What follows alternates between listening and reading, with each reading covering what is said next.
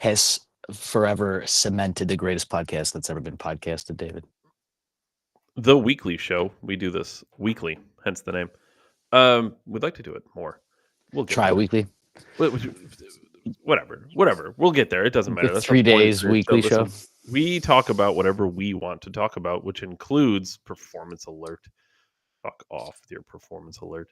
You get one Here's of those the every thing. night. We talk about what we want to talk about. Should we talk about a civil war in Syria? Probably. Should we talk about CEOs getting assassinated in the streets? Probably. But That's what everybody else talks about, Dave. that is what everybody else talks about. That doesn't mean we're not going to talk about it, though, because we do call things way ahead of time. We call our shots live. We call them correctly, as we found with COVID. Shots we were 4 live. years ahead of everybody. As we talked about last week on the show. Ryan, you have an opener, but we don't really. We're going to feel this one out, Ryan. We're going to feel this out. I do know there's a clip I want to play because I think it's fucking hilarious, and I'm going to play it. All right. Yeah, this is the Josh Allen episode. Poor Bills. First of all, I want to apologize to everybody for skating out last week. As always, David, you are a trooper and a true general, and you held the program down. And, you know, you're in better hands without me sometimes than with me. So what the hell do I know? Ooh, I don't know. The show would be a lot shorter. The 5-minute show with the I could do a TikTok show for sure. I am very direct and to the point. I don't know if that's a character trait. I don't know if that's a flaw or a positive. Well, clearly, David, it's the only way that you can predict a pandemic 4 years in a row is 5-minute segments. That's true. We are unwavering. I'll give us that. Oh, there's Shapiro clip. I gotta see if I still have that. I can't wait till that guy retires so I can stop talking about him. Matt Walsh, I also got a bone to pick with that prick. Yeah, I just want to apologize to anybody. Little personal story, so you guys don't think I just scoot out on the program. I had a customer that electricity fucking stopped working in their house, so it's That's 40 to me. Yeah, it's 30 degrees outside, so I can't. I can't. I love the pod. I love you guys. I appreciate everybody's support and all that, but duty calls, So yeah, Dave, I appreciate you more than anything. But my true opener, David, and I think this is just an overlay of a lot of things we've seen recently. We talk about on the program a lot about different stuff. This started as a political show. It now has morphed into a cultural lifestyle rebellion against systems show or something. But I've been having, Dave, I don't know about you. You just reached your 35th year on this earth. It was your birthday last week. That's right. I can be president now. Yeah. Happy birthday, as always, David. I'm glad you made another full year of revolutions. I can't wait to the next 35 years of the podcast with you. But it's a lot easier without turbo cancer and sudden heart stopping. Yeah. What if everybody just starts dying? I guess we'll cross that bridge when we get there, Ryan. Yeah. The bubonic plague will look like a fucking tea party. It's too late now. It happened. Yeah, you just make amends with your parents and your relatives and all the people that made the choice, and you're just gonna be like, "Sorry, Dad." I tried. I said, "Don't do it." You said I was a conspiracy theorist, and YouTube said I'm an interference. Weirdly, the older people seem fine though. It's almost like it attacked younger generations specifically. I don't know. Why would you do that, David? Well, I don't know if you could set up something like that. Who knows? Yeah. So David, under 40, yeah, give him the under 40 mRNA. Ooh, my pen. So David, I started this program. We started this program. I started this program in a very different spot of our lives than we are now. It goes without saying, but when you do something long enough, especially something recorded, a publication like we do, Dave, we basically do our own news. Oh, don't make me forget to ask you about how people. Have you had a paradigm shift in your personal life now that you're a news broadcaster? I want to discuss that today. But I've been having a crisis of conflict of my character. It's not that I'm having a crisis of my character, David. I know who I am as a man, right? But the thing I'm having a problem with is how I respond to things in your life. And it's not that I'm handling them bad or poorly or I'm abusive or anything in particular. But when you when I set out to try to better myself, David, I'll go full inside baseball. I went through a very traumatic family thing, ordeal, a separation, and you split your life and you have to rebuild from. And when I've originally did that, it was for different reasons, but I fell into self-improvement. I've come on this program. I talked about why I fell into some of it and why I fell out of other things and improvement and how Andrew Tate plugged into that and some other things. And I guess like I'm on the path now enough that the way I'm acting or want to act is on the forward part of my brain, like it's conscious. And I'm always thinking about how I can be better, try to elevate the room and help people. And, and sometimes, like anything else, Dave, we're human. You forget to be conscious, and I get caught up in the old train of thought, right?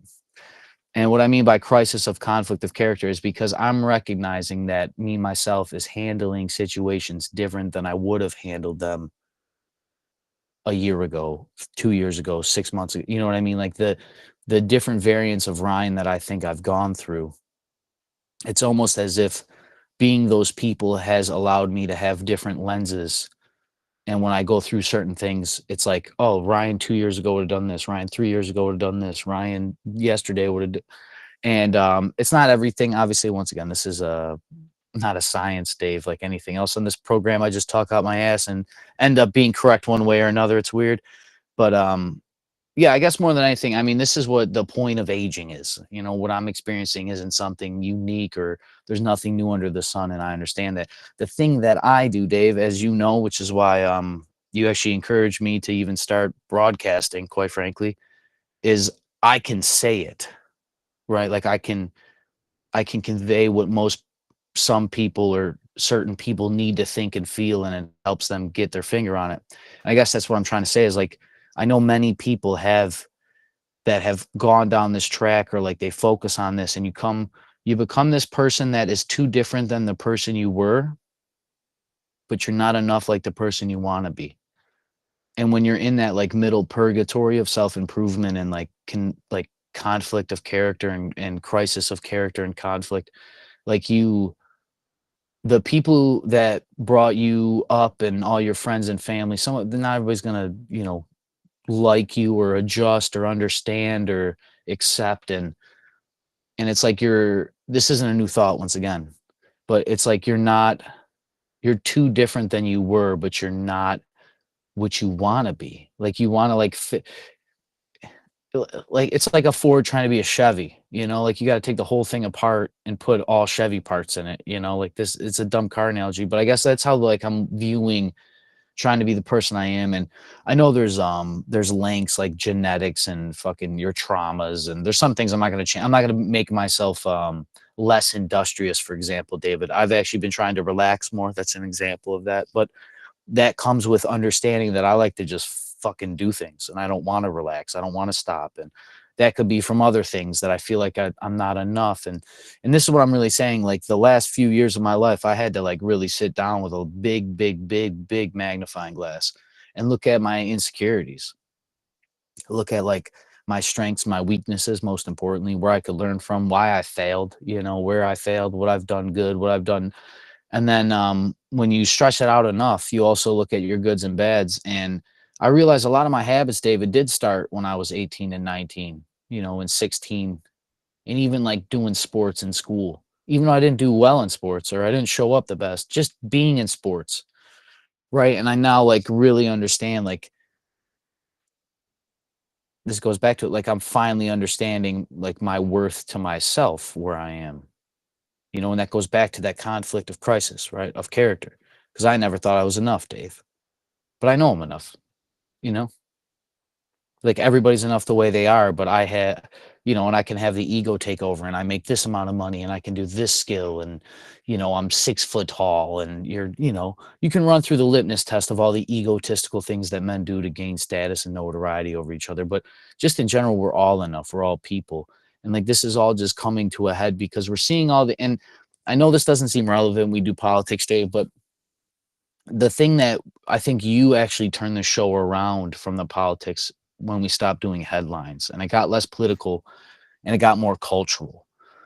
And I know, once again, I am not unique in this feeling. I am just unique enough to say it so most people can agree. Because I know plenty of men in particular, Dave, that feel this way.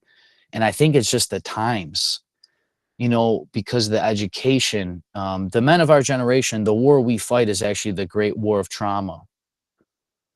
And it's basically dealing with all the trauma from all of our grandparents and all the wars that have been fought ever before now. We're the first generation of men that can actually sit there and think about all the stuff that we have done to each other. And what I mean by that is not literally you thinking about like, oh, granddad beat me because of the war, but like understanding that maybe the reason your granddad beat you was because of the shit he's seen in war. You know what I mean? And it doesn't make it right, but this is our war, because what are we struggling then in, David, is the morality of understanding, the crisis of character, David. It's the conflict of crisis of characters, different characters within yourself.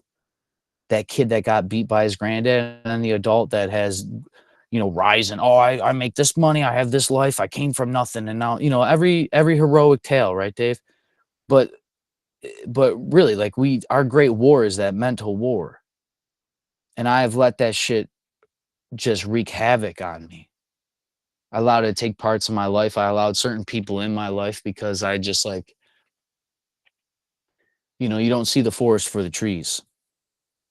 You just see a forest. I did,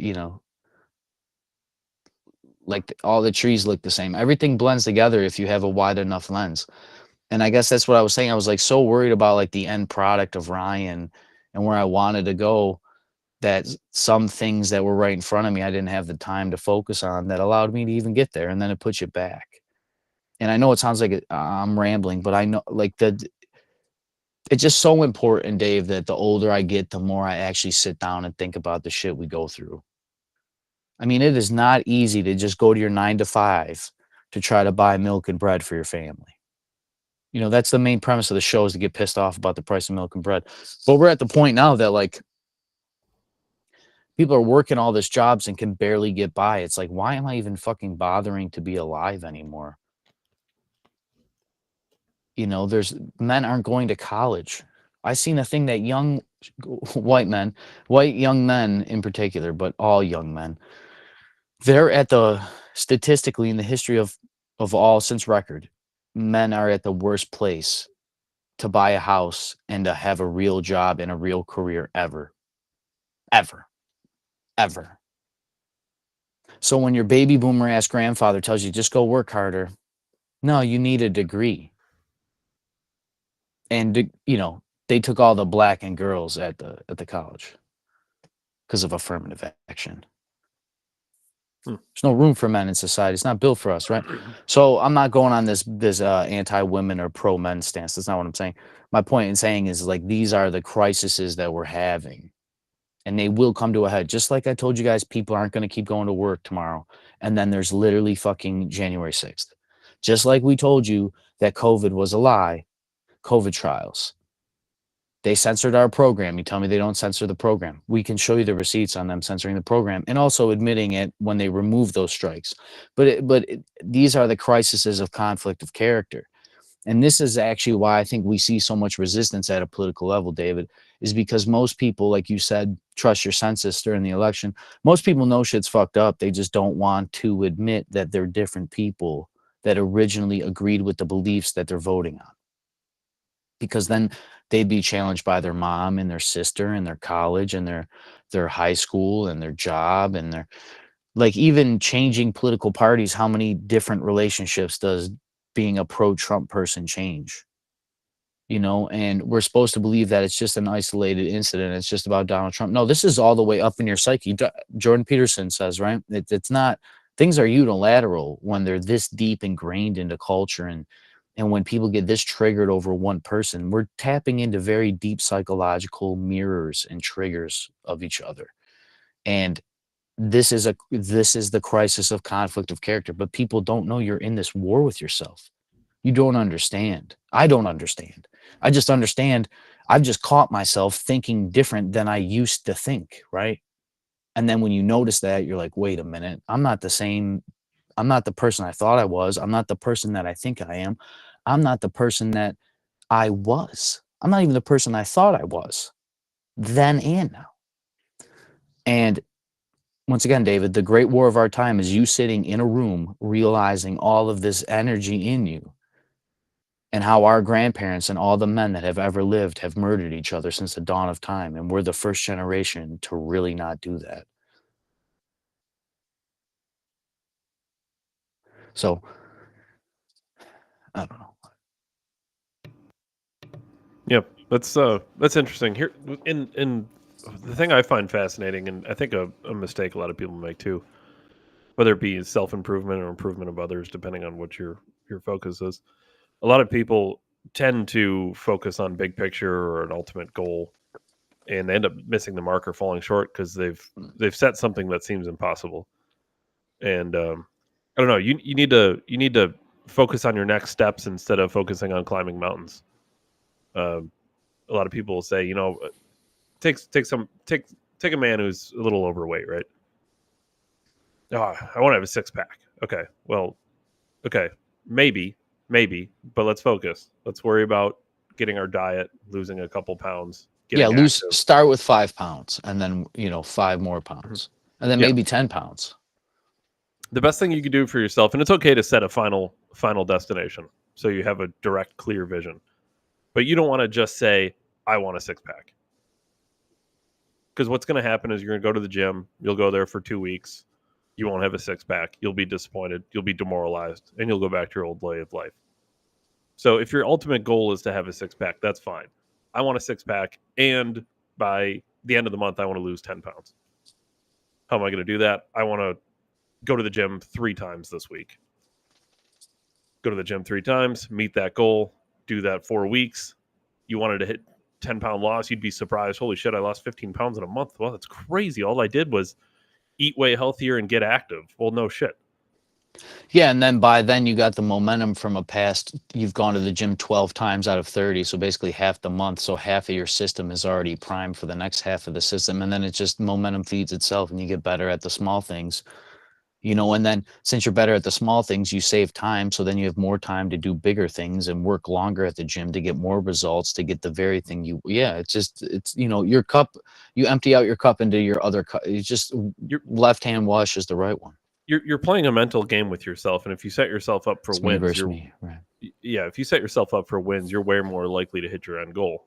But you have to set yourself up for little wins here and there, and then you have to high five yourself. It sounds dumb, but give yourself a pat on the back when you hit your small goal.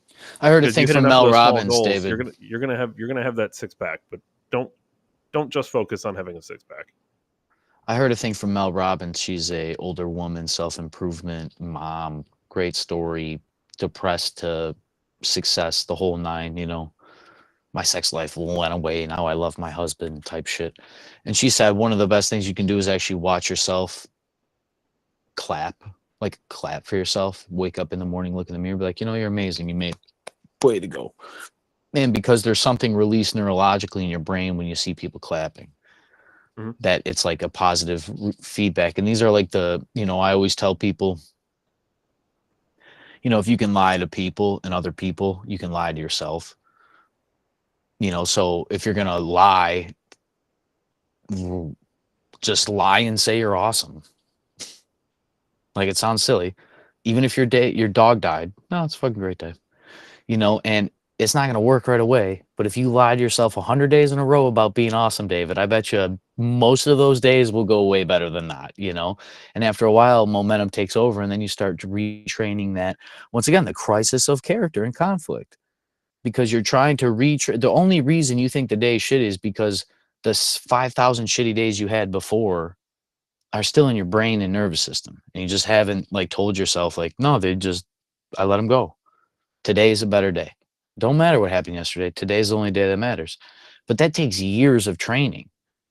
And just goes back, once again, observing yourself, realizing that you're a different person than you were when you used to do the habits. Dave, you brought up the gym. That was actually something else I was going to segue into this week. I've been hitting the gym really hard.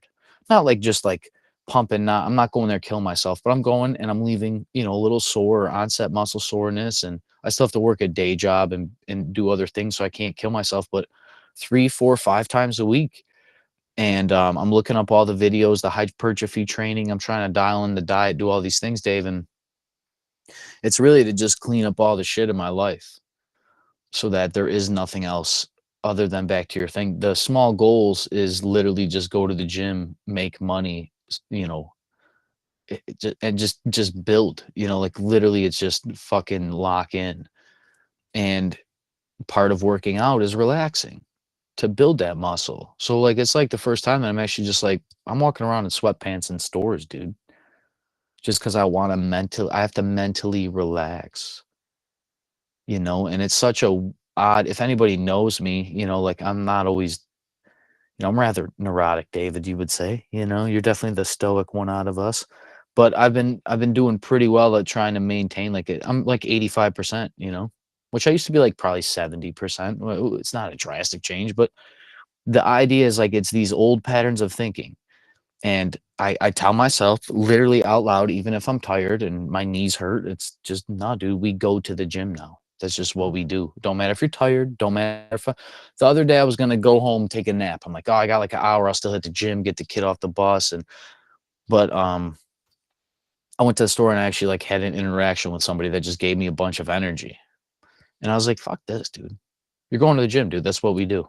Bought a protein shake, drove right to the gym, dude. Hour and a half workout, got the kid off the bus. I was energized. I was just ready, locked in. 2 weeks ago, I hit the gym 5 days in a week. One of my days I have Girl Scouts, so like that's not a gym day at all. It's just impossible.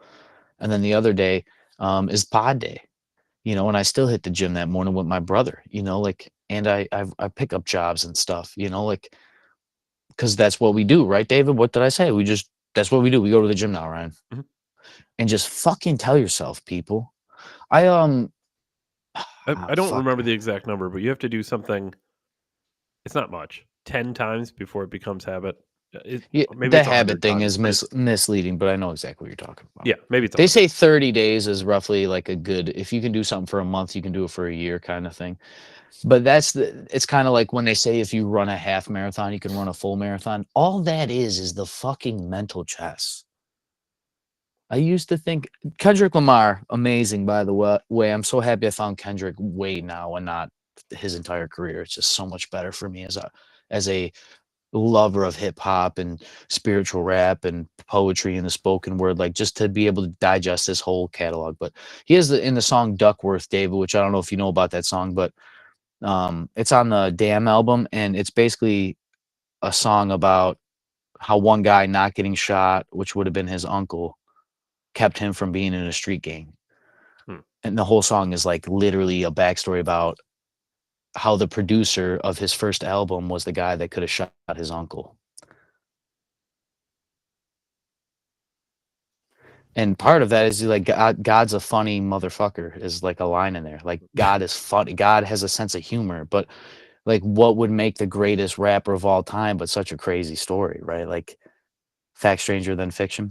Anyways, I say all that because in that song he says, I used to think it was the world versus me versus the world, but it's really me versus me. People, you gotta lie to yourself. And I guess like I don't even care about politics this week, to be honest, because I've been so energized on this other energy. But um this translates to the politics thing. Like I think, Dave, we talked about athletes on this show, and a lot of athletic maxims are tied around this very thing. It's like repetition, consistency, and strength. Josh Allen and Tom Brady's not in there, but like, man, I'm such a bitch. Like, not once. Even when he's starting to think negative, they have actually maxims to break them out. They'll shake their hands, or they'll wring a sock, or psychologists have helped I'm sure Michael Jordan would chew bubble gum or smoke a cigarette. So, these people have like cruxes or rituals that ground them so that they can perform at such high levels of anxiety. And people ask, like, how can this guy like lock in when a million people are watching him? And it's because they just figure out the gateway to their mind. And part of that is realizing that it's just really alignment. And sometimes you got to lie. It's not you lying to yourself. Like, this is what I guess I'm really saying. It's not you lying. It feels like a lie because your mind doesn't want you to be a different person, because you've done that same bad behavior or negative thinking 5,000 times. So it's going to take at least 5,001 times to make it equal. you know, and like out of 5,001 times, you're still going to be talking negative. So it's, I know this is so silly and semantic, but like it's literally it's a game of numbers. And this is coming back to like the weight thing that's even training me. David, I thought about this. Alex Hormozy said that if you can play a video game and grind in video games, you can be a business owner. Because in video games, you know, like in games that you can grind and get the level 100 from level Mhm. 1 and like it's like the first spot It's of the the same game. mindset. Yeah, you can grind this little gold weld and sell a fucking apple to the same merchant and then rest, repeat, and then go back empty. And he's like, all business is little micro habits. And he's like, if I can do it in Fable, I can do it in business. And like, I'm actually like, I thought to myself the other day, I was like, I've spent all this time building video game characters and getting all these flags and opening every fucking treasure chest. But I haven't done that for myself. I haven't gone around in my artificial intelligent animus, right? I love Assassin's Creed, David. There's literally a term animus in there, which comes from Carl Jung. How crazy is it that like the It just all psychology, ties together. yeah, the psychology of synchronicity, I find out 15 years later after loving this game my whole childhood, I bump into its true adult themes as an adult by coincidence through Jordan Peterson.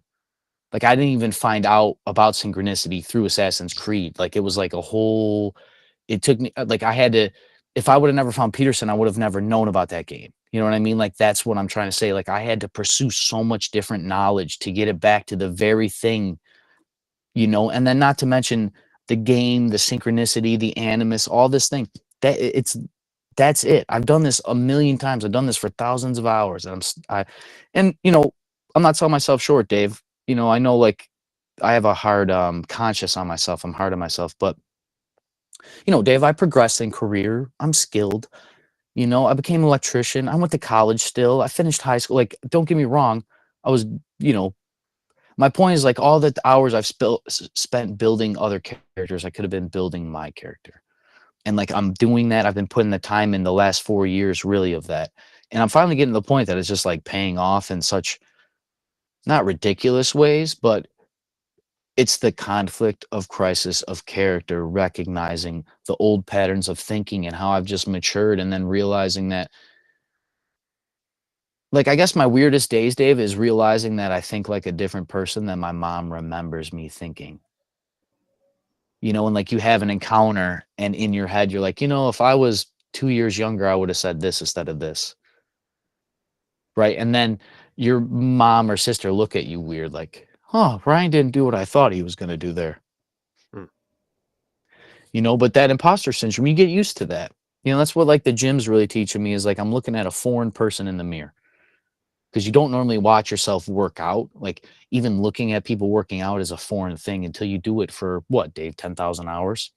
And then you can look at someone's form and you'll know that their butt's not in the right place or their ankles are twisted or like it takes 10,000 hours. So it's like just looking at yourself in the eyes for that long when you're lifting, strenuating your body and your fucking legs are jello, you know, like these different levels of pushing yourself. And then you, once again, realizing you're becoming a different person. And I encourage everybody to do this. I've had problems in relationships with this, like intimate ones. And I think I've had relationships fail because we weren't trying to self improve. You know, this is something we need to teach our children, you know, and I also think it's a thing men need to do for each other. And the biggest thing men can do to self improve with each other is just be more nicer to each other. You know, I have a friend and she keeps telling me that, you know, how men always say we need respect to be loved and stuff. And she keeps telling me that it's that whole mindset is reinforced by men, you know, because in reality, like your mother didn't respect you, she just loved you. And I know we could get in this semantic of back and forth, but I guess like more than anything, I don't disagree with her, even though I don't agree with the point. But I think guys can offer space for each other more, you know, and I'm not expecting you to go up to your coworker you barely know, but maybe call your friend that you haven't talked to in a while. Maybe stop by your buddy that works at the fast food restaurant or the gas station and fucking spend an extra 5 minutes there, you know. So, because it comes back to these crises of character, because people have trouble living their lives affording bills. And everybody knows that shit has to change or they have to change. And this is a weighted tragedy on our society and civilians. And I know this because this is the exact same thing I'm going through. Once again, David, I'm just brave or stupid enough or creative in all three. I don't know enough to say it. I have the trifecta. I have the right chemical composition and life experience to be able like, no, this is what I think's going on. And once again, David, we don't have to wait anymore. We know we're right. We actually have the pulse on the culture. Ben Shapiro's catching up to us. Joe Rogan's catching up to us. Dave Rubin's catching up to us because they have to wait for the facts. I don't blame them, but we have the finger. We have the pulse, and I know a lot of people are going through this. Yeah, I think Shapiro's not cutting. Shapiro's falling farther away from us. Dave Smith defined Ben Shapiro as the woke right recently. Like that's got to be a perfect.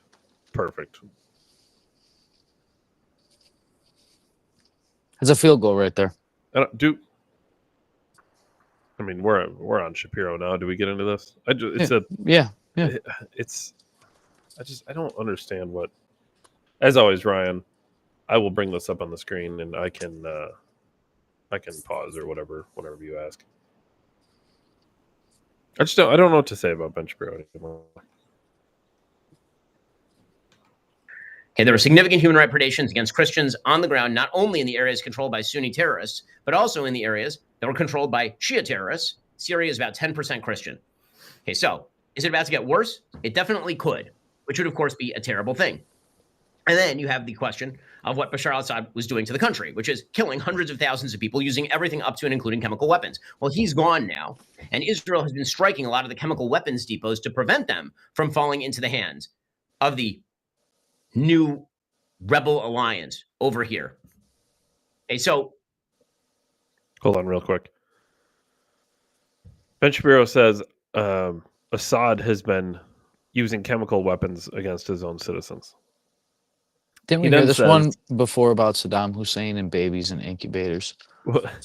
He says Israel, now that Assad has fallen, okay, right? We just said Assad was using chemical weapons. Now that Assad has fallen, Israel is striking the chemical factories. Interesting. If you knew they were using them before and you were worried about some humanitarian crisis, why weren't you striking them before? Yeah, if he was assaulting his own people, why wouldn't you destroy the supply of things that he could harm his own people with? Right? Again, is any of this wonderful? Particularly, it isn't. But the one thing that is an upside is that the Iranian crescent. Can you pause it quickly? Yeah. For the guy that's supposed to be waiting on the facts, he has an awful lot of information here. So. Yeah, he has more than enough information to take a strong stance here.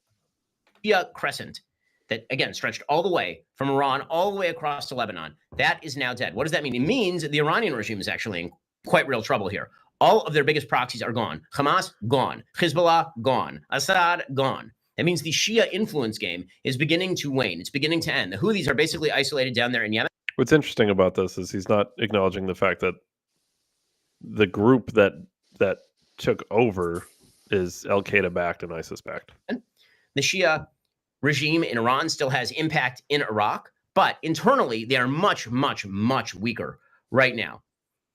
So the border countries, what are they doing? Turkey is doing incursions into northern Syria. They were probably behind. Yeah. I seen that the Twitter at the top of this video talking about Ben caring about Christians. Are we saying that he doesn't care about Christians because he's addressing is that there is Muslim extremists in this area that is going to collapse, and basically he's only worried about like the Jewish population in these areas and not necessarily like, I mean, what's 10% of 10 million people is like a lot of people. It is a lot of people, yeah. And he wanted us to care about 5,000, 6,000, 10,000 people being killed because they were Jewish in a war, but there's potentially millions of Christians that are literally standing in harm's way. And they actually have some of those, David, correct me if I'm wrong, but sometimes I think Christians are the middle between Muslims and Jews. I'm super simplifying this. I don't mean just religiously because Jesus is in the Quran and he was a Jew, but I mean like, I think it's easier for Muslims to get along with Christians than it is for Muslims to get along with Jews, basically. No. That's probably yeah, that's probably true.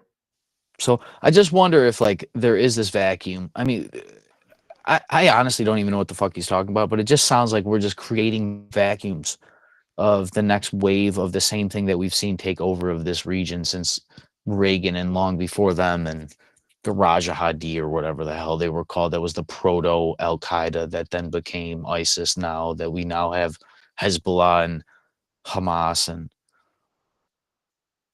Well, I don't did I he don't also know. declare Hezbollah gone? He did say they were gone, which Okay, is I once think again for the guy waiting for the facts. He like is very absolute about this. I'd love to know who he's well, looking at as he is, well. but I think he's Little fucking absolutely dork. I think he's absolutely wrong about that too. Hezbollah is not they have not gone anywhere. Much of what's going on right now. Well, They're how the attempting fuck to does he grab know? He's not territory like in a northern Syria. political. They're creating their own buffer zone. They're attempting to encroach on Kurdish territory, again, in the northeast of the country. Meanwhile, Israel in the south has the Golan Heights. And anybody, by the way, who thought that it was a good idea for Israel to give up the Golan Heights, yeah, you're an idiot. Okay, it's a good thing Israel has the Golan Heights. Otherwise, you'd have Sunni terrorists sitting up top over the Lake Tiberias and firing down into the valley in Israel. Okay, so Israel controls that area. They've been moving up into their own buffer zone over at Mount Hermon, which is in Syria. It's kind of the strategic height of the region. And meanwhile, again, you have the Syrian government, which has now abdicated. They are turning over control to this rebel alliance. Unclear exactly what's going to result, because again, you still have all of these players on the ground who are fighting one another. They may be united against Assad, but now Assad is gone. So Assad's family is out. The rebels, again, arrived in Damascus. Meanwhile, you have the Kurds who are still controlling a large swath of territory. What does it really mean? It means that Russia is weak. Iran is weak. These were paper tigers. Just for the record. The art of war says when you are weak, appear strong, and when you are strong, appear weak, David. Are we really going to think... Didn't Hitler think Russia was weak once, David? And didn't Napoleon think Hitler was weak, Russia was weak as well? Let me ask something basic, because I thought about this the other day. I was actually watching Tucker Carlson's second trip to Moscow. Kill him. Blow up his plane. And Tucker asked him what I've heard asked many times by people in the media and in politics, which is, what is Russia's terms to pull out of this conflict, right? And I think it's interesting because we're being told that in a war where all of NATO, right, is backing Ukraine against one country, and we're being told Russia's getting the shit kicked out of them. We're then turning to Russia, which is the country that's losing this war. If you're paying attention to the media, and then we're asking them what their terms are. When have you ever asked the loser what their terms and conditions are? Vietnam. Korea.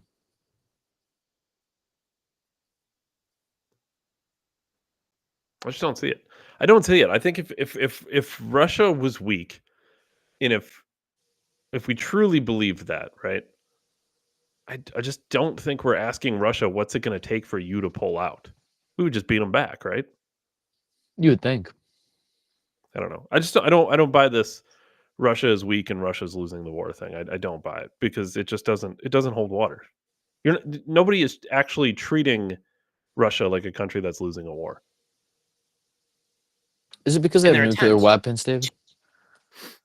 But do you think that could? Well, I mean, but that's what I mean. Like, could you really be getting your ass kicked, and simply because you have 50,000 nuclear warheads, you are now like a serious contender? I mean, obviously, this was like basically the whole argument with nuclear warheads in the first place. I think it helps. It helps, except for the fact that the United States also has a lot of nuclear missiles, and so do a lot of NATO countries. Not more than Russia, though. Well, combined, certainly.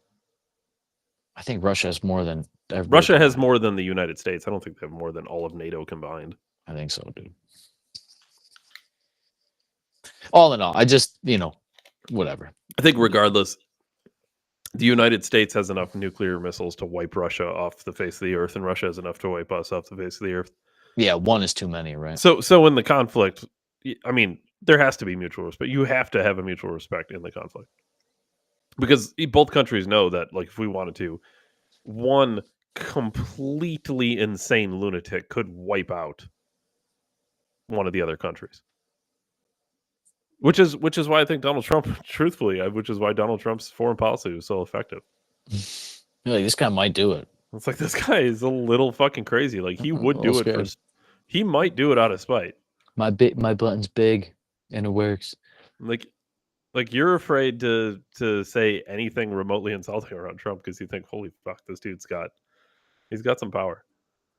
To invade Ukraine and invade Israel, respectively, those went really poorly for them. What you are watching is the complete collapse of the Russian-Iranian alliance in Syria, and it is indicative of the interior weakness of these countries, which is something to remember going forward. President Biden said this is the first time ever either Russia nor Iran or Hezbollah could defend a foreign regime in Syria. This is the direct result of the blows Ukraine and Israel delivered. This is what he said in a statement. Also, $1 trillion, Joe Biden, by the way, you who's fuck. continuing to slow walk weapons to both Ukraine and also to Israel.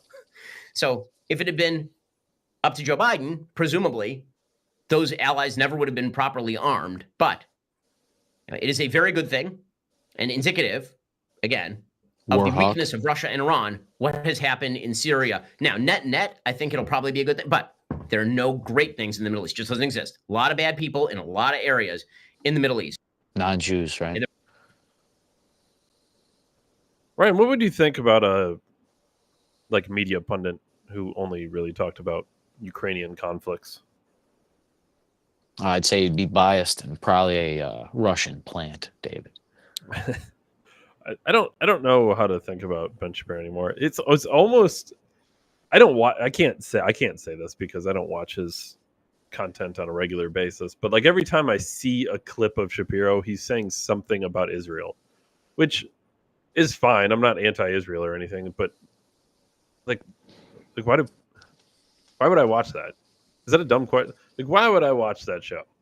I'm curious about things that are happening in my own country, my own culture. Like, why would I watch, Ben Shapiro talk about Israel? I don't know. Doesn't interest me. What is this? I don't know who this person is. But it's surely not the actual Alexander the Great. Jewish supremacist Ben Shapiro. Okay, that's maybe a little rough. Admits Syria's Christian minority could be slaughtered. But he calls it a good thing because it's weakened Israel's enemies.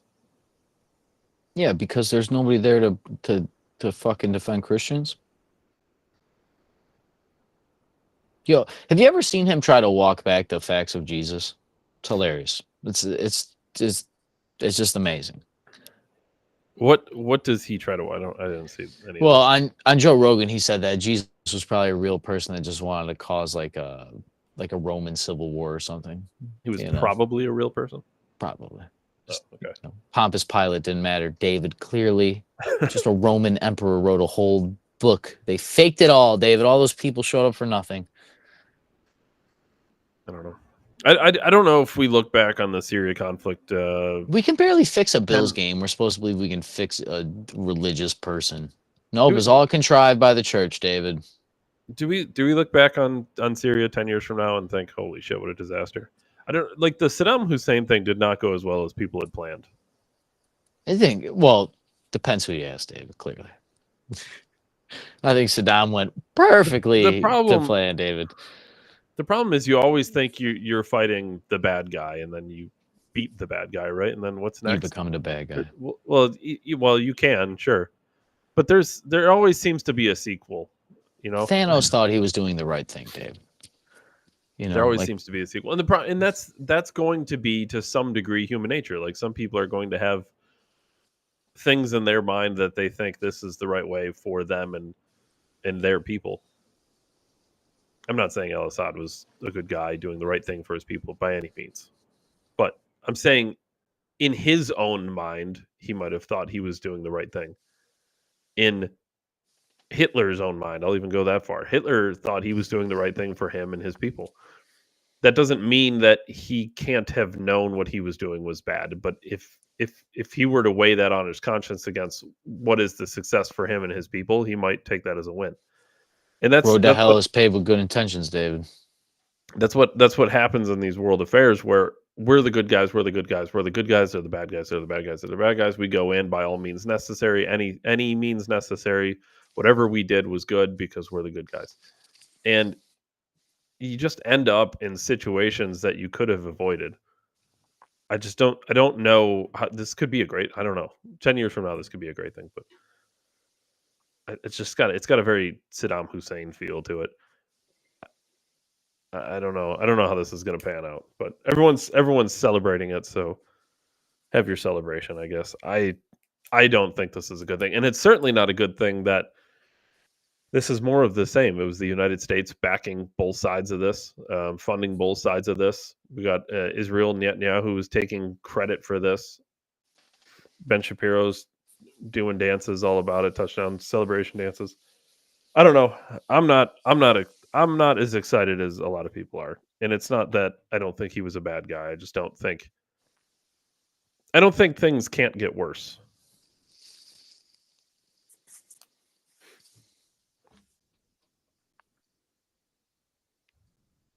Ryan, what is this? This is a banker? This guy is he's a former something.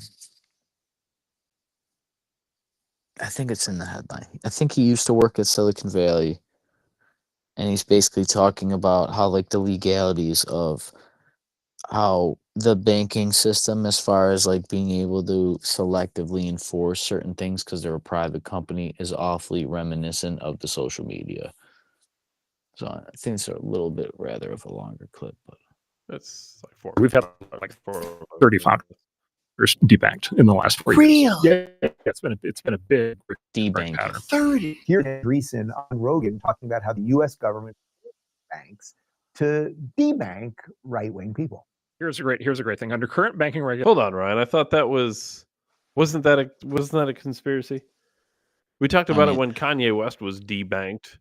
Andrew Tate, and we were told the that Canadian truckers. Andrew Tate as well. Yep. I remember very specifically about Kanye West though, because we were literally told, well, that's not true, even though there was literally a letter from the bank saying this is why we're debanking. Yeah. Just normal when you speak out against the system, David. There's no I just corruption. want to be clear, this No corruption here. was also a conspiracy theory. Alex was right, bro. elections, after all the reforms of the last 20 years, there's now a category called a politically exposed person, PEP. And if you are a PEP, you are required by financial regulators to kick them off of your to kick them out of your bank. You're not allowed. What if you're politically? He said you are required. Yeah, private company, David. Okay, that's a very important word because I just want to make this clear because everyone knows. You know, when we have our discussions about private social media being private, YouTube's a private company. Oh well, you know, they were just given some recommendations. No, these YouTube is not getting recommended by the FBI to silence speech. Oh, what do you mean, David? You don't think they sent a FOIA request to just please? I assure you on politely? the back end. Yeah, I assure you on the back end, it is a requirement. Oh, you mean like when Elon Musk said they were going to arrest him for violating some immigration policy? On the left. Well, that's fine. No, because they're not politically exposed. So no one on the left gets debanked. I have not heard of a single instance of anyone on the left getting debanked. Can you tell me what the person that you know did? What they said that got them debanked? Oh well, I mean, David Horowitz is a right wing. You know, he's pro-Trump. I mean, he's said all kinds of things. You know, he's been very anti-Islamic terrorism. He's been very worried about migration, all these things. And he was anti-Islamic terrorism, and he got debanked. Clearly, David, American extremist. Do you remember when we covered on the program, David, the Department of Homeland Security documents that literally showed you the flags of Oath Keepers, and they would classify you as a terrorist? Mm-hmm. Yeah, okay. and there was terminology in there that would get you automatically classified as domestic terrorist, and some of them were very basic, like red pill. Was patriotic one of them? Oh yeah, if I remember. Yeah, patriotic. So if you defined yourself as patriotic, they would then define you as a domestic terrorist. Yes. They debanked him for Yeah, that. they debanked you. So you get kicked out of your bank account. You get kicked out of you can't do credit card transactions. But, by the way, you can't How run. is that legal? Well, exactly. So this is the thing, and then you go into this thing of like, well, there's no. This is where the government and the companies get intertwined. Back to your fascism point, which is intertwined. For the record, I know like he's about to break down why they got some bullshit thing, but you have a constitutional right to private property and your effects. And your money and your bank account is your effects. I don't care, Ben Shapiro and Mike, Buff Mike in the chat, I love you, but I don't care that they say what it is. I don't care. I don't care if the federal government says it. They're tyrants and tyrannical, and they need to be abolished. They have violated the principles of things they swore to uphold. They're the tyrants, and they're leveraging your bank account if you don't fucking fall in line. This is exactly what Hitler would do if he could have, David. I don't know if you know that. This is exactly what the King of England would have done to the colonists if he could have, if he had the technology, if he had the means of tracking, if he had the ability to collect mathematical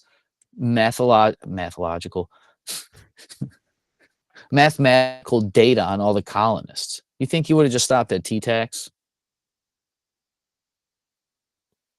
Tariffs don't work. Explain how throwing them off a fucking boat worked to win the war. I'm so sick and tired of people telling me that corporations are private companies. If they get a tax refund, if they get a tax credit as a business, you're not a private company. If you file taxes, you're not a private company. You're an entity of the corporation of the United States of government of America. I'm sick and tired of people playing into the system. It's a fucking con job. These people will take everything from you and devalue your entire life savings down to pennies. And if they don't do it through the legal system, David, and take your stuff in court, they will do it through inflation and marking down your dollar till it's so worthless. And they'll tell you to not buy crypto at the same time, even though that's fucking skyrocketing. But Ryan, my pension's up.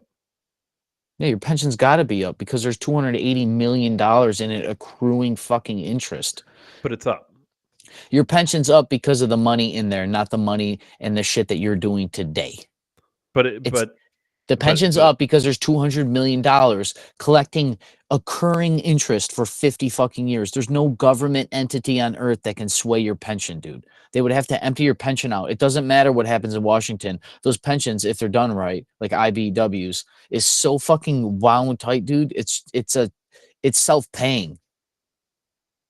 $200 million in a pension fund, dude, that's self-revolving. That you can put a lien against that. That's how Elon bought Twitter, dude. Like, just imagine backing these people, and these people are doing a great job. The economy's up, my pension's up, right? And then these people just pull the rug out from under you because they're required to by law. Yeah, well, I'm sure there's somewhere in your pension that you have to support. Pretty sure. I got the mail in, David. I just went through my big stack of mail, and it was around election time when my union sent out the little newspaper that said your union, Donald Trump is trying to ruin your union rights and all this. Mm-hmm. Yep. Shame me. No, we want you to be free and diverse, but we're going to shame you if you think it different. Well, what about our union contract? That kind of letter is exactly why all states should be right to work states. I'm not going to force a state to do it because I believe in federalism, but that's why a state should be right to work right there. Just nuts, dude. It's like this whole thing, this whole veil is, look, this is the crisis of conflict of character, people. You have said, Buff Mike, I love you, bro, but you have said that you are this thing, a liberal Democrat and all this thing. Stand up for this one. Show me how this one is okay. So I'm serious. Like there's it a doesn't constitutional exist. amendment that says the government can't restrict your speach, but there's no constitutional amendment that says the government can't debank you, right? And so Pause it again. It doesn't say that government cannot restrict your speech. It says that Congress shall make no law. It's different. It's fucking different. It's different. Sorry, Dave. And your effects is your bank account. It's different. I don't care. It's illegal. they do the other thing, and then they don't have to debank you. They just have to put pressure on the private company banks to do it. And then the private company banks do it because they're expected to. But the government gets to say, we didn't do it. It was the private company that did it. And of course, JP Morgan can decide who they want to have as customers, of course, right? Okay, so that's the exact argument with for social media. It's the exact argument for social media. It's also the argument that the cake baker tried doing when he won about not being able to bake the cake for the gay people. The social media companies and people on the left run around and say, well, of course YouTube can censor you. They're not the government. And the First Amendment right, Ryan, of the Constitution, the Bill of Rights, does not apply to private companies, Ryan. So it doesn't matter if YouTube censors you. Yeah, but it does matter when the FBI or DHS or the CIA or the WHO or the CDC, the WHO is even worse because it's a global entity, when these people tell YouTube to censor you. Would the bank use the FDIC, David? Sure. That's probably the organization that calls the bank and says you're not allowed to, you have to debank this fine gentleman here. Well, it's not the government doing it, Ryan. It's just David. What happened? JP Morgan Chase. What happens when they de-cell phone you, decommunication you? Well, Ryan, Verizon they're a private company, so if they choose, even though the cell towers were built with government money. Yeah, but Verizon's the one who's telling you. Verizon has a military fucking box that is after. It goes military box, Verizon box to your phone. Remember, Dave, they can give you free cell phone service even when all the power lines are down. Not the government, though. It's not the military. I don't know why it would be different, but like if Verizon started censoring people, like they're going to. Would people back that? Like they do with YouTube doing it? Surely they would, right? Dave, we're seeing it. Buff Mike's thing is still that it's a private company.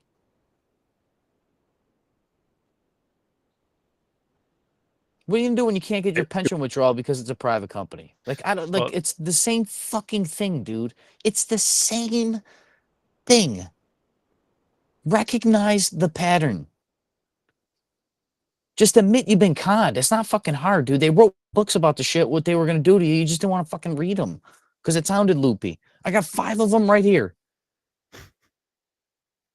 Read Animal Farm 1984 and fucking 48 Laws of Power and the Art of War. That's it. And the Constitution. That's it. That's all you need. Start there. I got 4 of them here. Is their private company. And so it's this sleight of hand that happens.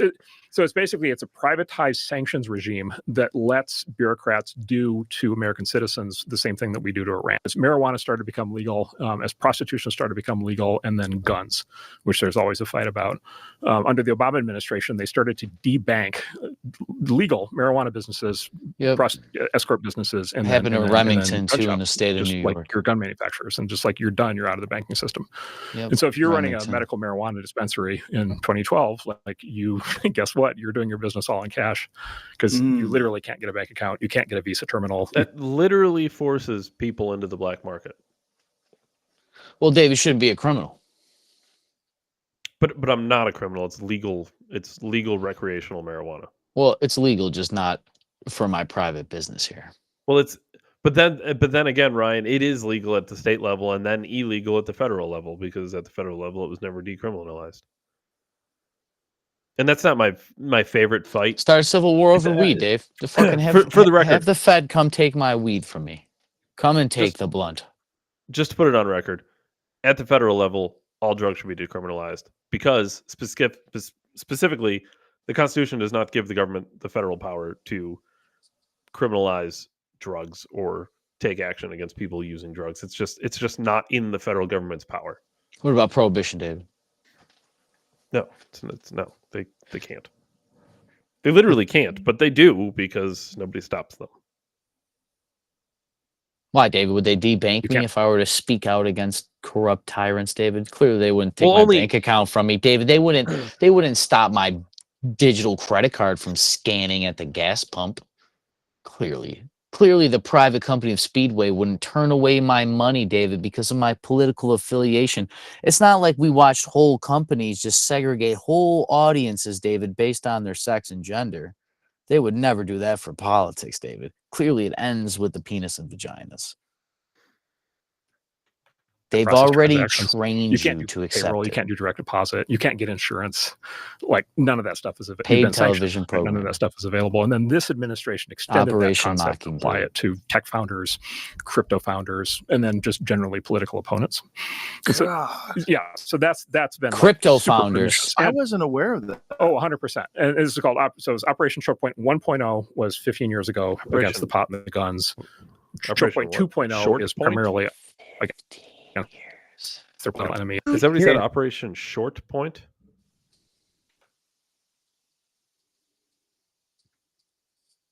Did he say Short Point? I'll have to look into that. I'm sure they abandoned the project, David.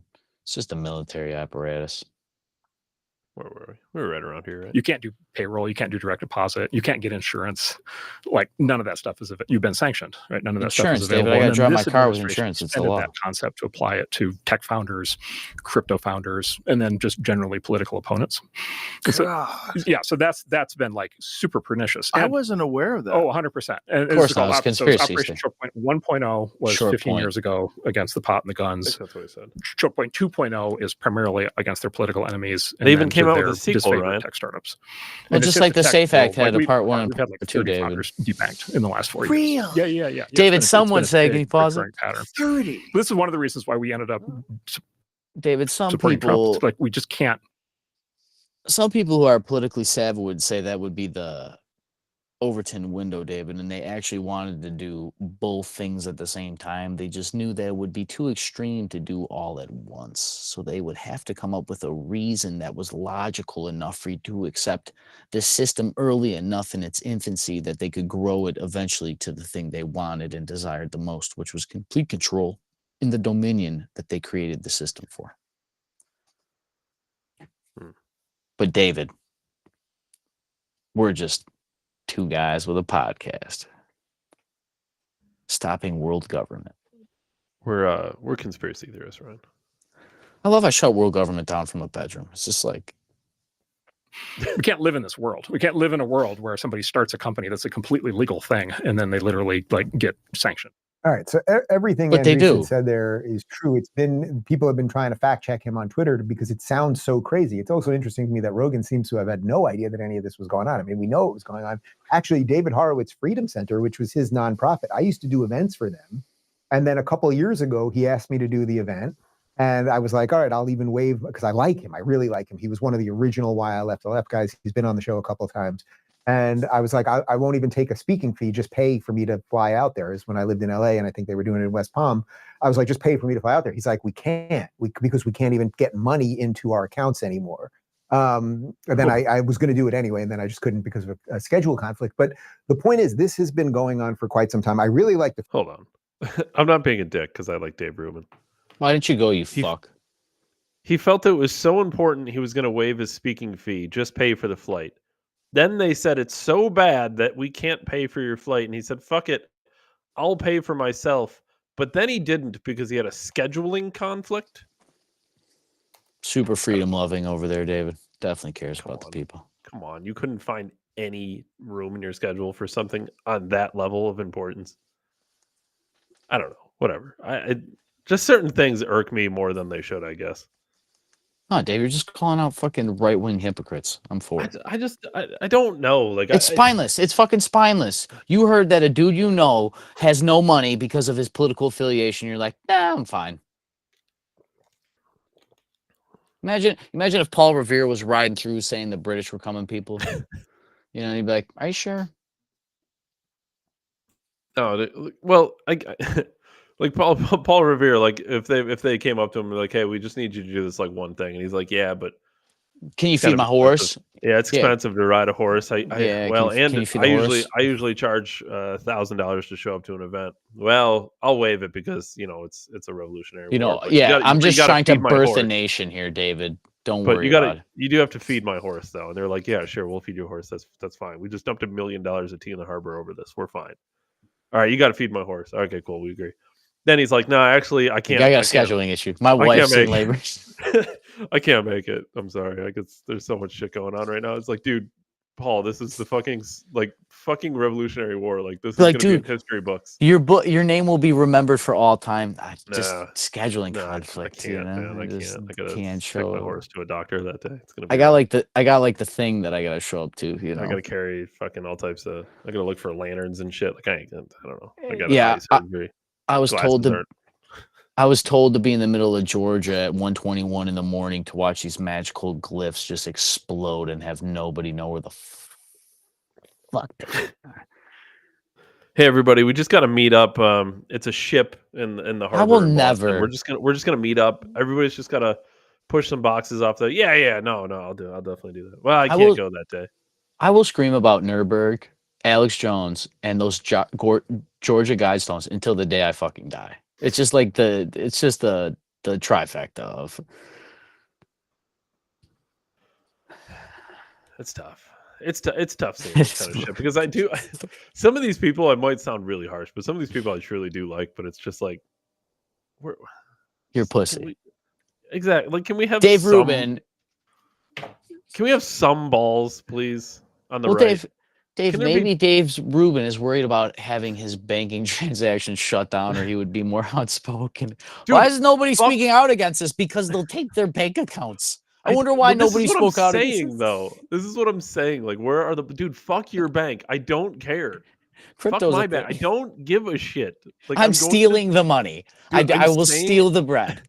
I will say everything I'm going to say. I don't care if you debank me. I don't care if I can't get a fucking Uber. Don't care if I can't get an Airbnb. I don't give a fuck. I don't care. I'm not wearing the mask. You're not sticking needles in me. I don't care. I'm not eating bugs. I will deal in cash only. I don't give a shit. I will deal with bloody knuckles, David. Just swing my way through adversity. I will barter my way through life. I don't fucking care. Where is this? Where is this on the right? There's so few people who have the balls to do that. Dave, because they care. This is the downfall with right wingers. They care about money. So then, like, their whole business model is invested in destroying the system and making a new one. But then they can just get debanked. Maybe right wingers should just open up their own bank, David, and build a parallel breakaway civilization. Like crypto, David.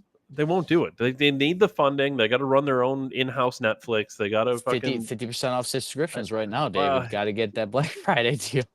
Black Friday deal on Freedom, David. 50% off. You get all Jordan Peterson's. Fuck your speaking fee. I wonder how much a speaking fee is. Can I go to his website and look up a speaking fee? I'll have him on the show just so I can fucking call him out. The first guys they were the first people to dog Obama and Hillary Clinton for taking like $1 million speaking fees. And here's I'm not even kidding, dude. If his speaking fee is like $1,000, dude, I will send him a link tomorrow. Have him come on the show. Just come on the show. I will dog you for $1,000 for an hour. Oh, that's all I'll do.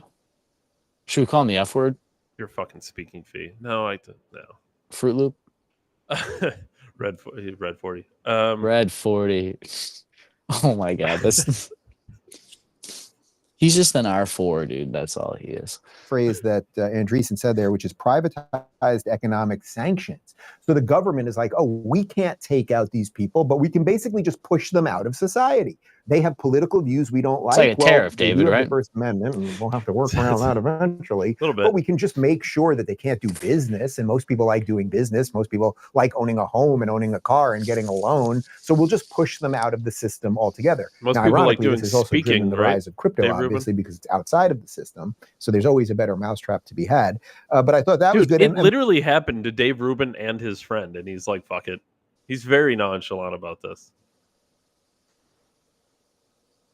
I don't know. I don't know. Yeah, you think with that dude married to a man, he'd be more manly. He's got twice the testosterone in his household. Can't be a fucking twice man. as manly. That's a Fuck. By the way, didn't it all sound exactly like the arguments that have been made over the last couple of years around big tech? That the government knew during COVID it couldn't come in and basically arrest you for being anti-lockdown or anti-vax or whatever. But what could they do? Oh, they could put certain pressures on big tech companies like the old regime at Twitter, et cetera, to make sure that if you tweeted something out that was counter to the narrative, that you would be deboosted, not debanked, but deboosted. Okay. Listen, Yeah, he's right. Sure. Look, here's the thing. I'm also going to say this to all That's these exactly fucking what happened. douchebag content creators. Which is why it's a ridiculous statement to say.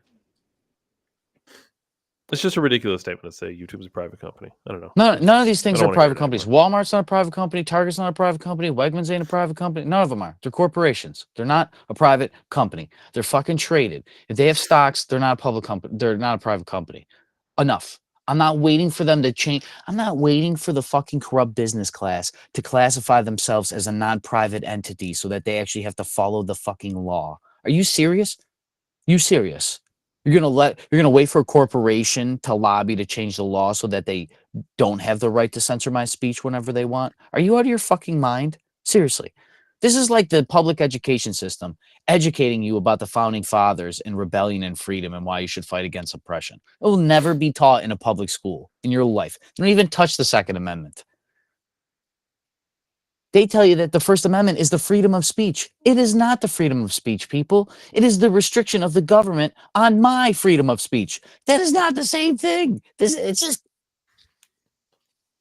But then I got to have the conversation with people that don't know what fucking words mean about what a private company is. Get fucked. Get fucked. I'm glad your pension's up. I'm glad that our grandparents set you up with $1 billion to just ride off the easy street with. Good. Good.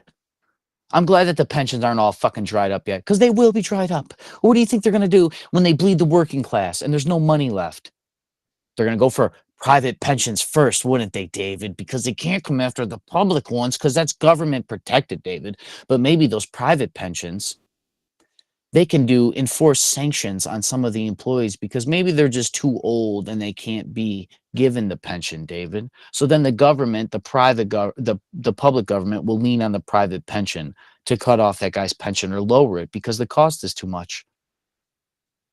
Now, forgive me if I'm wrong, David, but that sounds exactly like debanking and what social media did, just pensioned. Also, to your pension point, they'll just devalue your money so worthless that you'll need $1 million a year to live. And your fucking $6 million pension is only going to be good for 5 years. And then you're going to be working again at the same fucking job you left and retired from. That's exactly right. And that's the thing that most of these people miss. And they get in these cushy union jobs, but the unions are pushing for these policies that end up making your pension worthless. The real thing unions do, David, is they train you to be, they train you into specialization so you can't have any mobility. Like you can't learn too much because then you're too expensive to pay, and then you're not going to get any work because you're like $80 an hour. No, but Ryan, I thought it was for the skilled workers. They don't want skilled workers, David. If they want, but I'm always told the unions are the skilled workers. Oh, they're skilled, David. But not too skilled, because if they get too skilled, they can't be in the union. Well, you're in the union, you just can't go anywhere because there's nowhere to send a guy at your labor grade, David. So the union is holding you back if you're more skilled. If you're ambitious in a union, it is very hard to move upward. So really, by ambitious, I mean more than average. Like if you are like, some would say entrepreneur-minded, David. So if you're in a union, you want to be skilled, but not too skilled. You basically want to skill yourself into a position that no one else can do, and then you don't show anybody, so that only you can have the job forever. And so you can't get called. If you're too skilled, you don't want to be in a union. Yes, but then that's hard because then some of the private companies, when you do make that money, they're going to expect you to do they expect you to do the work of 5 people, and it's like I'm still one person. I just know what the fuck I'm doing. Like you're getting what you pay for, but I can't, just because you pay me $90 an hour doesn't mean I'm doing the work of 2 $45 an hour guys. Like I'm one person still. So yeah, that's exactly what will happen too. Just so you know, every union has almost gone bankrupt at least once. Take your pension, take your 401k, shove it up your ass, your IRA, and shove it right up your ass, and put it into things that will be worth money. Because the money is not worth money. And that's essentially... I also do like the idea of buying crypto and then riding down the devaluation of the dollar on it. I don't know enough about it to actually do that successfully because I don't want people to get trapped in the pump and dump either and lose their money faster. Well, you got to be careful because there's a lot of Hawk Tuah coins out there. That was nuts. Nuts. Nuts. It was like $50 million, right? Market value, just $50 million of the economy just went up and then disappeared from those people. So Ryan, I'm going to speak without having all the facts here. And I know I should wait for the facts to come out. You're pre-coming? She's as much as I don't give a shit about this girl, and I don't really care if she has a show or fame or any of this shit, because I don't think she has any value. She's not involved in that scheme. I'm sorry. Yeah, she's not smart enough for that. Or if she was involved in the scheme, she was so ill-informed about what she was doing. They probably said, yeah, you think Tom Brady had more information on his crypto scheme than she did? Yeah, I don't know. I don't think she was involved as people want to make it seem like she was involved. They named the coin after her meme and then told her about it, probably. And that was about the extent of it. Look, that is set up so that the people that actually did do it, David, can't take the fall, and all the fucking publicity's on her, David. We know how smokescreen works. It's not this. They stole $45 million from you people. But here's retards. Ultimately what I'm getting at. You can put some. I have a 50-50 in my head. That's my approach. 50% I want, and none of it's truly safe. None of it's not a gamble. I just want to be clear. But I have a 50-50. You put 50% into the safer coins like Ethereum and Bitcoin, and then you put another 50% into some not total pump and dumps. What's the take coin, David? He's got a couple. Ryan, which one? I think there's Daddy Coin. What's the other one? I think there might be more than just two.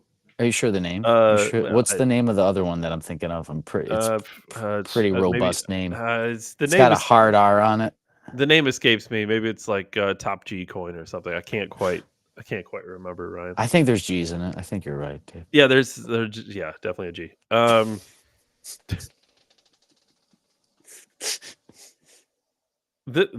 Money is memed. Money has been turned into a fucking meme. It's so crazy. We've like fucking microtransaction real world money into fucking fake meme virtual money like a Call of Duty game. It's so crazy. Well, I want this to be turned into a coin, and I don't know how you would do it, but this made me laugh way more than it should have. Oh, I love this shit. Oh my god! I don't know if this is like a normal thing, like they do. This is Jubilee. Yeah, this is like a Jubilee or one of those dating, like a normal culture segment. Yeah, thing. yeah. Okay. So I'm guessing But this video, honestly, a lot of these women, they always pop the bubble. It will be like some 6-foot handsome doctor, and like, oh, his teeth weren't straight, or fucking his belt was brown, his shoes were black. It's just showing how greedy women can be when it comes to mate selection. So I don't know the gist of how this works. Popping the balloon means you don't like them. Is the man supposed to pop the balloon, or does the woman pop the balloon? The woman's supposed to pop the balloon. I think he popped it because he doesn't give a fuck about it. Okay, so the women are normally on the show or the segment or whatever this is. Women select the man. Okay, perfect. So with that in mind, David, women always select the men, even though we don't want to believe in biology. This shit is fucking hilarious to me. See my head. Oh!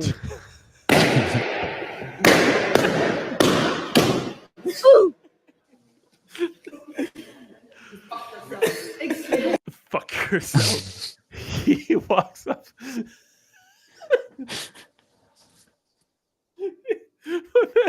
Walks up to the tranny.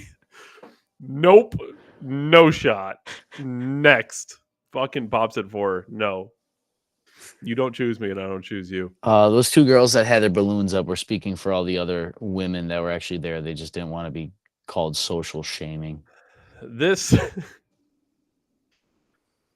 is making its rounds and it'll go away. It's going to be a quick thing. But it was just, when I saw that, it made me laugh. And this could get turned into anything. Holy fuck. Dude. That guy.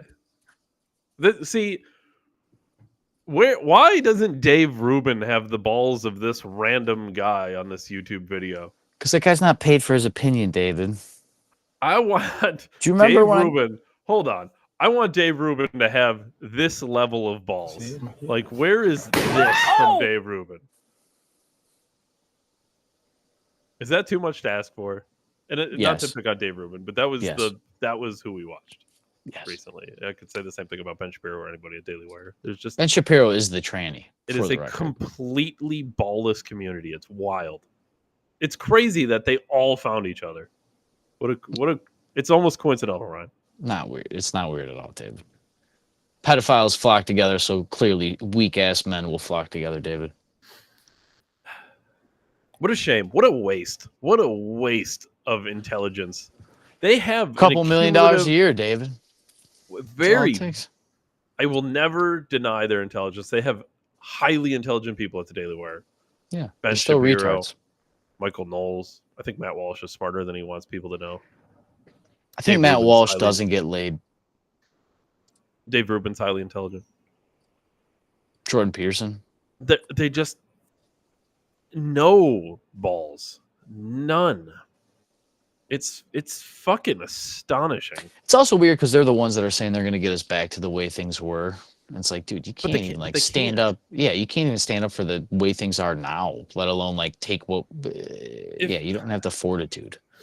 If it took a Revolutionary War to get where we are, to get back to where we were would take a Revolutionary War. Like, to me, that's a logical trail.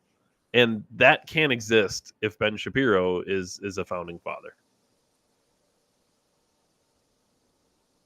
Could you imagine that guy leading the Revolutionary War? Dave Rubin. We just talked about it, Paul Revere. Dave Rubin can't show up.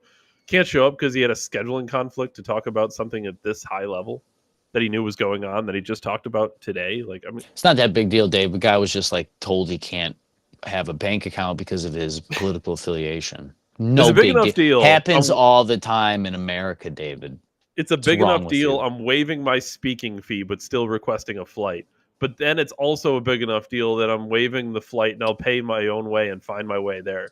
But then it's not a big enough deal that I can't reschedule somebody else. Yeah, he did not need to tell that story. It's just like such grandstanding. It goes back to your point, David, these weak ass guys that want to be relevant, so they have to fucking attach to people that are going through the struggle. This is like, oh yeah, Alex Jones and I are best friends. Be like, well, are you helping him? No, we're just friends. But it's almost they bankrupted him. What does that tell you, though, Ryan? Like, psychologically, that tells you that they don't think that that's a big deal. Yeah, they're the Nazi camp concentration guards, David. If you're willing to tell that story to everyone, there's no shame in it because they don't think what they did wasn't a big deal. He's gay. He has no shame, David. He obviously he doesn't give a fuck. I don't know. I didn't mean the gay thing like that, but like he's a classy gay. No, I fucking love gay people. I'm not in love with gays, but I love the gays. You know, I'm just saying, like, he does, like, I'm not expecting him to like have this like this aghast thing about like, wow, this is fucked up. Like, none of it. This is what started the whole it's Veep thing. How long? We said that for like years now, and now it's what was the new word we said it's almost as good as about telling the truth. It was the NPR lady. Waiting for the facts. What was it? Oh, fuck, was it alternate truths or something? I can't remember. That NPR bitch, I swear to God, if I was in that audience, I would have thrown a fucking chair at her. If you think you're just going to let me sit here and hear that you're going to selectively censor people on the internet, you're out of your fucking mind. Oh, Ryan, don't be violent. We can arrest you for that. You're going to arrest me for anything anyways. I can't even have a fucking bank account if you don't like it. Go fuck yourself. Fuck you. Fucking starve me out. I don't give a fuck anymore. Can I? Fuck these people. I don't know if I can pull that again. I want to. Now I can't remember what that term was.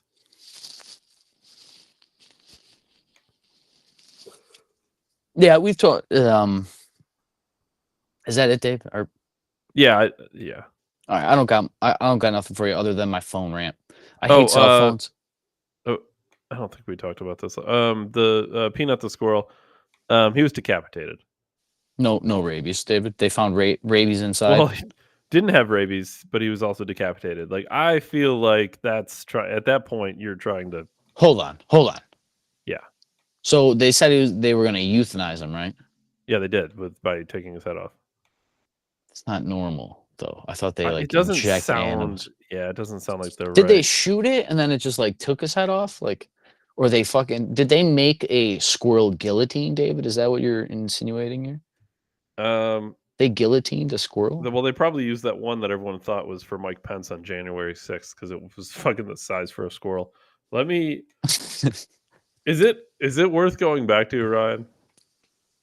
What the 'Cause Mike I can't Pence? remember. No, I can't remember what it.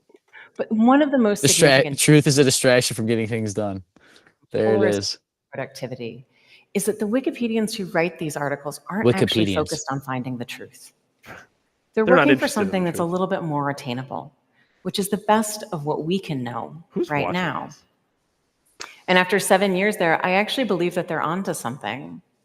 That for our most tricky disagreements, seeking the truth and seeking to convince others of the truth isn't necessarily the best place to start.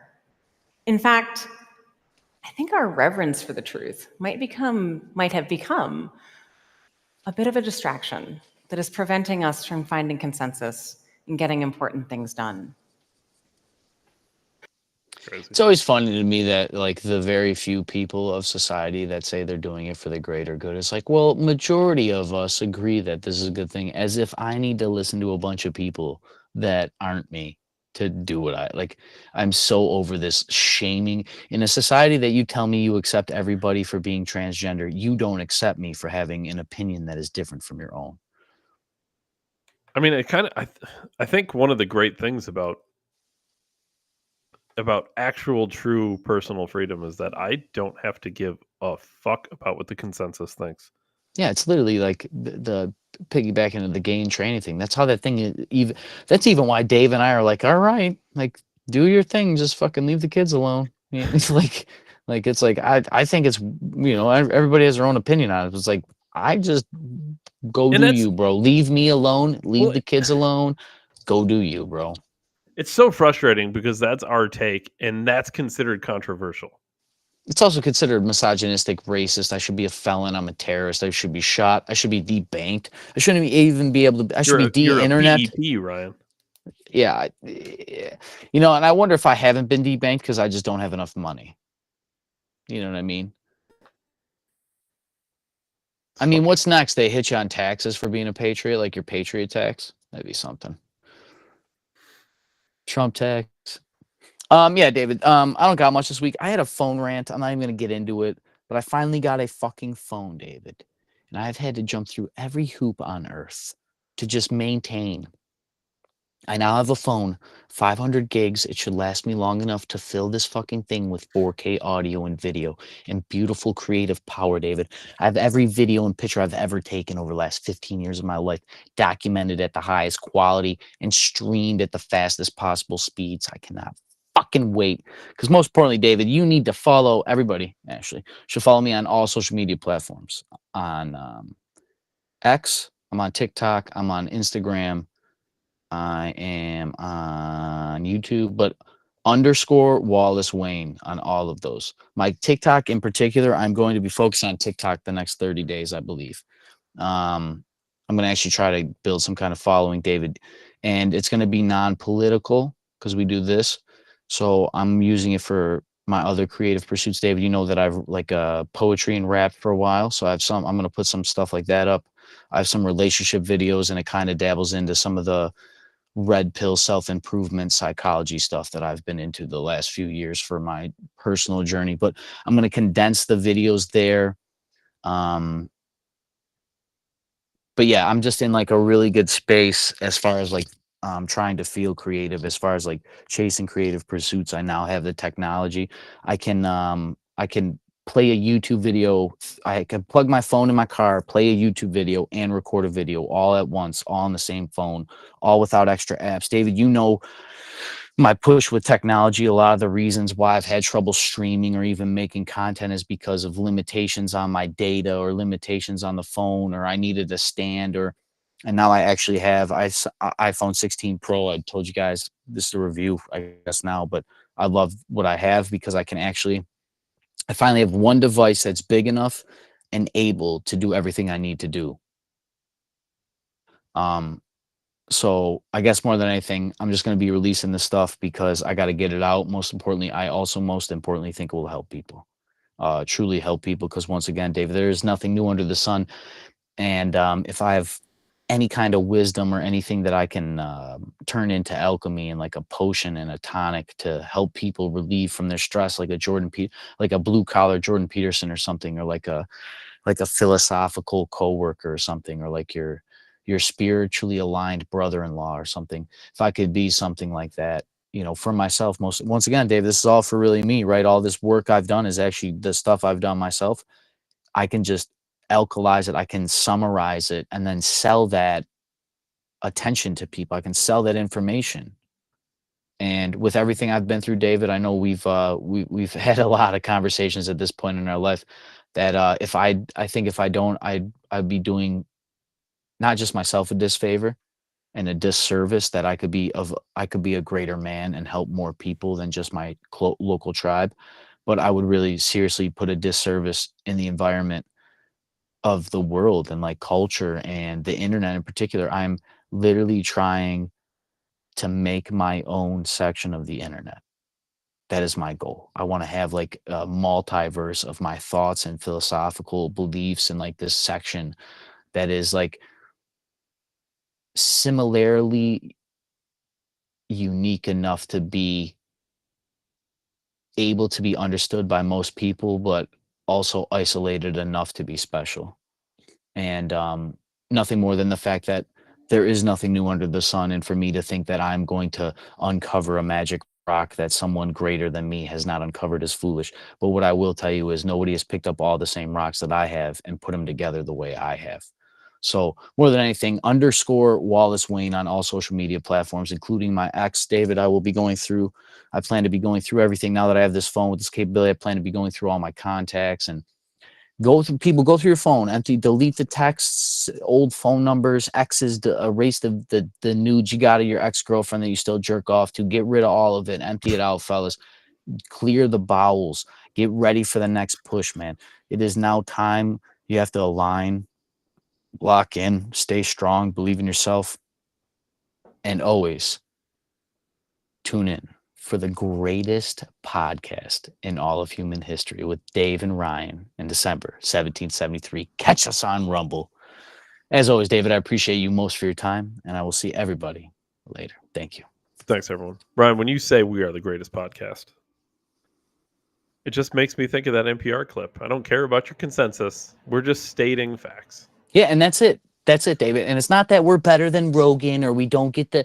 Ben Shapiro can have the guests. Rogan can have the laughs. They can smoke the weed. They can do whatever. But Dave and I are going to be the only ones podcasting in the back of the fucking black panel van that's dragging all of us to the FEMA camp, okay? Because I am not going down without a fight. You can take my money. You can dethrone me. You can murder my family. You can blow up all the magical airplanes that I never climb on. You can flatten my fucking bike tires. You can unplug my phone battery. I don't care. You can send algorithm back through time to fucking take me out. I will never stop telling you that Dave and I make the greatest podcast and the greatest product to destroy the very global government that's trying to enslave you. I will never back down on that ever again. Because once again, David, we are the greatest podcast to ever be recorded.